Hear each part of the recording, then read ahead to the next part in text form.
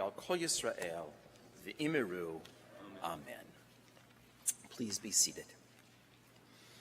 Again, I say good Shabbos to everyone. Welcome, family and friends, especially we are blessed to have special family members with us this Shabbat. So nice to see the Kushnik family, have Talia's mother here. It's so nice to see you. And Yafa's family, close members of our family are here as well, and we're so happy to see you from Mexico City. Welcome. We look forward to a beautiful Shabbat. What a week. We continue to wait nervously for Iran's response to the actions taken by Israel last week.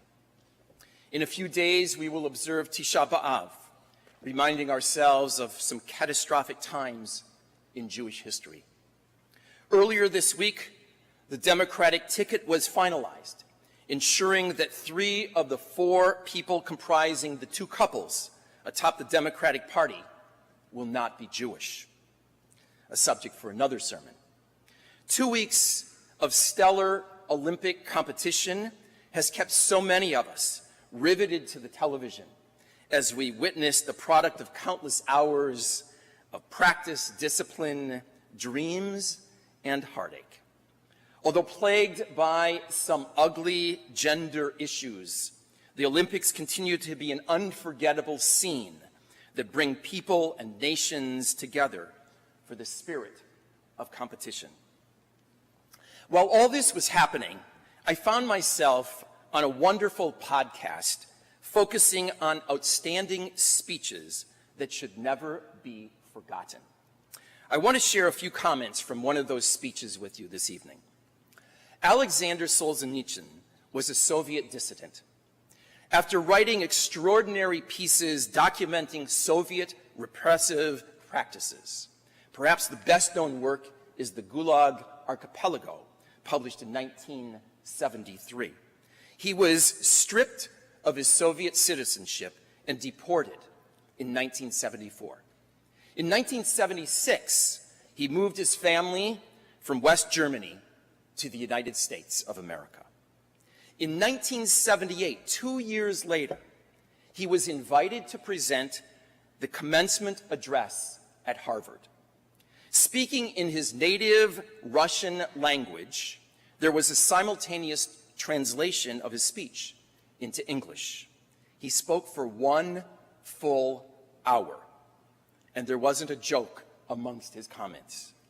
While many expected him to share a critique of the former Soviet Union, he let it be known that everyone knew how he felt about the Russian regime.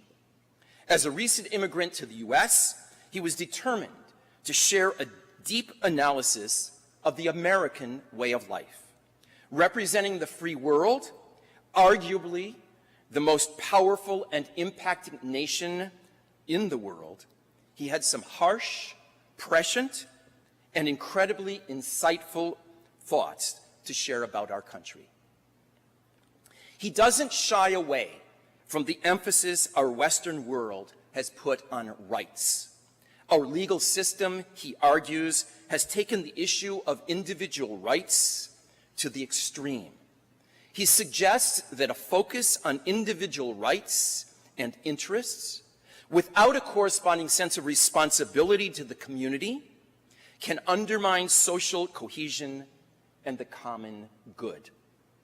He said, and I quote, "I've spent my entire life under a communist regime, and I will tell you that a society without any objective legal system is a terrible one indeed. But a society with no other scale but the legal one is also less than worthy of man," end quote. I wonder, could there be any more accurate assessment of our world today? Interestingly, our Jewish tradition is premised on a legal system too, but there is a parallel concept of lifnim mishurat hadin, acting beyond the letter of the law that characterizes our Jewish tradition. As he aged, Solzhenitsyn became more and more dedicated to the Eastern Orthodox Church. I find his focus on the balance of rights and responsibility so in sync with our Jewish world. Our tradition strongly advocates for the protection of individual rights, but at the very same time expresses without reservation our shared responsibility to care for the welfare of our greater community.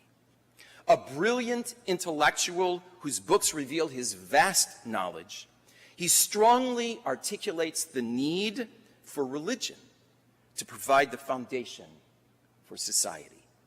Remember, this is a man who was born and bred on socialism and communism. Religion had little place in the world of the Soviets. Religious faith and values he maintained are needed to address the moral crisis in society.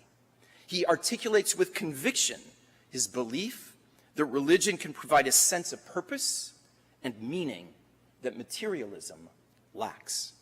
Again, I quote, "The West has finally achieved the rights of man, and even to excess, but man's sense of responsibility to God and society has grown dimmer and dimmer. In the past decades, the legalistic selfishness of the Western approach to the world has reached its peak, and the world has found itself in a harsh spiritual crisis and a political impasse." He presented this speech in 1978, yet he could be speaking to you and I and our children today. The Torah, not Jesus or Matthew or Shakespeare, said man does not live by bread alone. Our world is screaming for relevance today. Our college campuses erupted with anti-Semitism, not exclusively because they defied Jews and the land of Israel.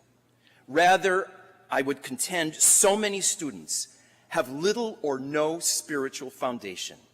So many have no idea why they are here on this earth. They lack a spiritual compass that provides direction, clarity, and comfort in a world that often seems so lonely and lacking direction. I share these comments with everyone this Shabbat as we begin reading the final book of the Torah. Deuteronomy is another of those extraordinary speeches delivered to mankind that ought not be forgotten.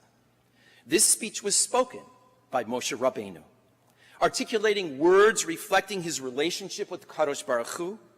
Moshe delivers what has been referred to as his ethical will. This is what he hopes the next generation will have gleaned from experiencing the Exodus from Egypt. This is the set of values upon which God hopes we will construct a unique society. With the instructions found in the book of Deuteronomy, Sefer Devarim in Hebrew, Moses hopes to ensure the children of Israel, that's you and I by extension, maintain a covenantal relationship with our Maker. We find the source text for the words associated with the Shema in this set of speeches delivered by Moses. The pivotal words comprising the Ten Commandments are found in next week's Sedra. So many of the core principles upon which to construct a viable society are based on the instructions in this final book of the Torah. Anticipating the end of his days on earth, Moses implores his listeners, follow God's instructions. They will lead us to a life of meaning, a life imbued with richness, inspiration, and direction. Alexander Solzhenitsyn astutely recognized one of the many challenges that define the landscape of the United States of America. How do we incorporate the critically important values associated with religion without imposing religion on anyone? I sense the answer to this debate is one of the challenges underlying our two-party system today in causing so much angst amongst us. May we find a way to incorporate the lessons of both Solzhenitsyn and Moshe Rabbeinu as we strive to reconstruct our shattered common zeal. Shabbat Shalom.